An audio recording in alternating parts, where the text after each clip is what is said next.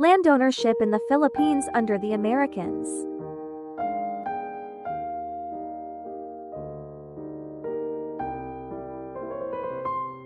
Hello everyone and welcome to today's presentation on land ownership in the Philippines under American rule.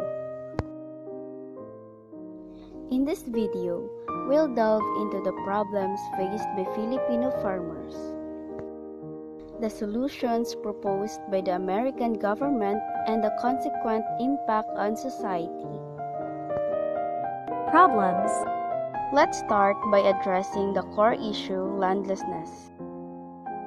For many Filipinos, land ownership was not just about property but survival.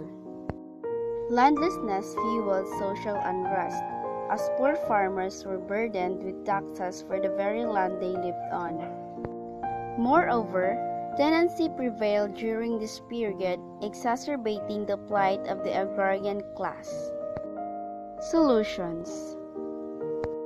To tackle these challenges, the American administration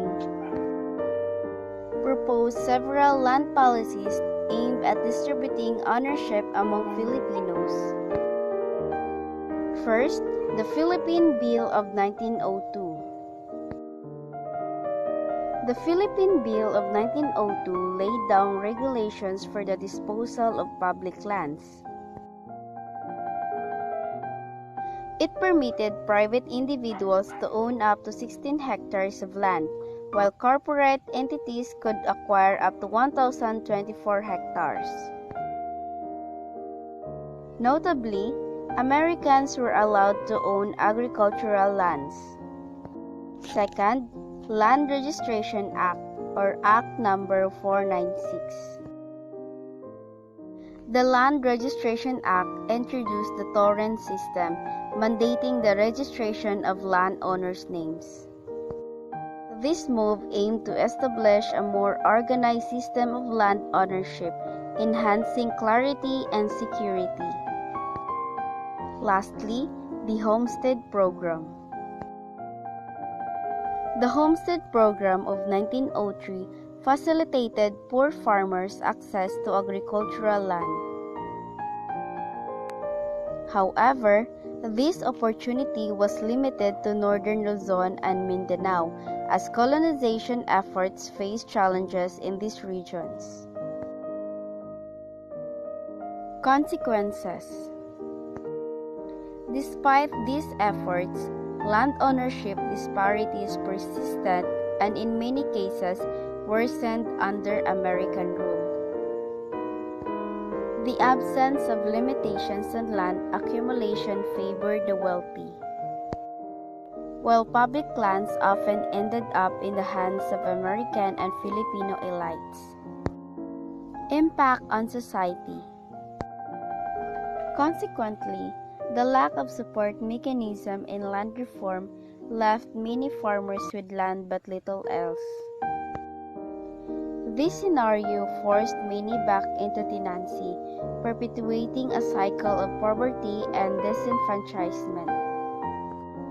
Peasant uprisings such as the Colorum and Sakdal uprisings reflected the deep-seated grievances within society. Sakdal Uprising.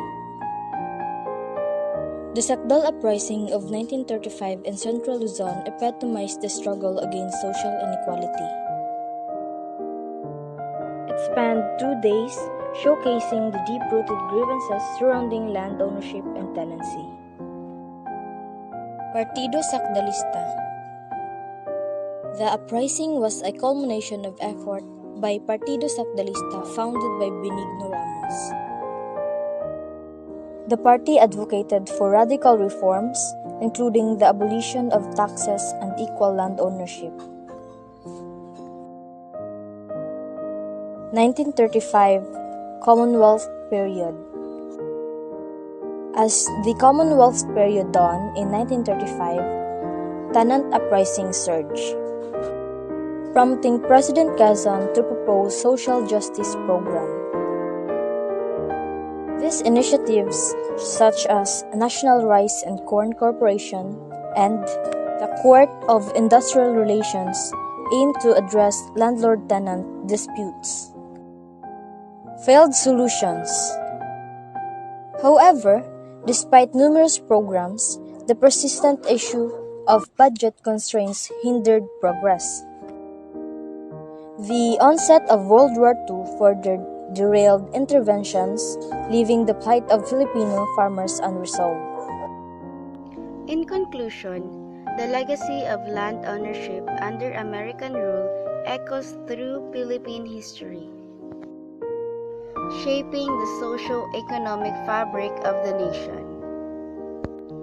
Thank you for joining us on this enlightening journey.